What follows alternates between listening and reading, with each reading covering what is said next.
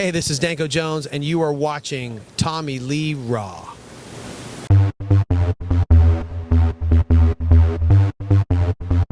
Welcome to another special episode of Tommy Lee Raw. I am here now with Danko Jones from the Danko Jones Band. How are you today, sir? Good. Doing okay. Awesome. So what do you look forward to for the Uproar Festival today? What are you looking forward to? It's like a hometown coming for you, right? Well, originally we were supposed to go on at 3:55, and we got moved up to 6:25 because Walking Papers couldn't make their set time today. So we ended up kind of headlining the two stages in our hometown, which is cool. So we're on at 6:25 today, and then everybody makes their way to the main stage to start the Circus Survive, Jane's Addiction, Alice in Chains, Coheed and Cambria part of the festival. So it's good. Now, I listened to your Full of Regret song. Very good, the ballads. Very well done. One of the Full of Regret song was on one of E8-11, the hockey game, which was pretty interesting. One of your Full of Regret. Yeah. Or were you a big hockey fan back in the day? Did you have any favorite hockey players? Oh, back in the day I was. I mean, when I was growing up in Toronto, you can't help but be a big hockey fan of the Leafs. You know, Daryl Sittler, Mike Palmateer, Wayne Gretzky, Bobby Orr, all that stuff. Hopefully the Leafs will win. I don't know if it'll take another 80 years. I don't really follow hockey that much anymore. But when I was a kid, I did. I followed hockey. All I have to say, Danko, is go Leafs go, right? That's all you have to follow hockey. I would trust me. I think if the Leafs ever make it to the playoffs, I'll be following the series for sure.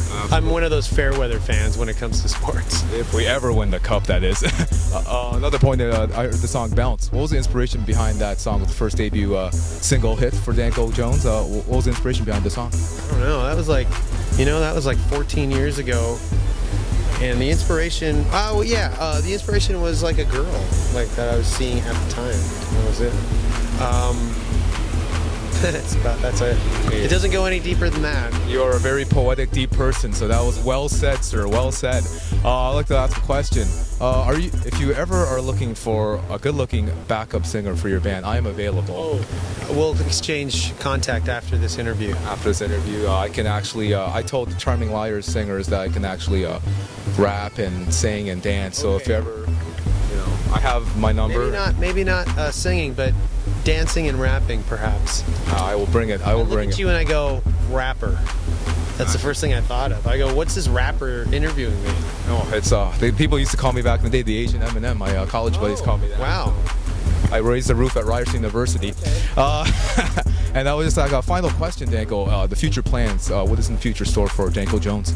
Well, come September, this 2013, our last record, Rock and Roll is Black and Blue, has been out for a year. So we're going to be finishing up the touring, but that usually takes a year and a half. So after this Uproar tour, which ends September 15, we have some time off, and then we start a Scandinavian tour in October, November for 3 weeks. And then holiday break, and then we just start to write a record. And I think we've been talking about, writing the new record, and there's a couple of other projects that we want to do, like recording-wise, but also concentrating for the first time in 14 years on Canada. We really haven't toured Canada in like 13, 14 years. So a lot of people here think that we were like some 90s band who had that song Bounce and then we left. And the truth of the matter is for the last 12, 13 years, we've been touring the world. We've played in 30 countries. We just put out, ECW Press just put out a book called Too Much Trouble. It was an oral history on our band. We've done, six studio albums, 2 compilation records, and put out a documentary called Bring on the Mountain, a documentary on our band. It won a few prizes, Venice Film Festival prize, and a couple other prizes in festivals. And so there's been a lot that we've been doing over the past 12, 13 years that Canadians may not know about, because we do a lot of our touring in Europe, so yeah. So I don't even know if that answered the question. No worries. If you hold this microphone, I'd like to get a gift for you for doing this for me. Just okay. All right. And there he goes.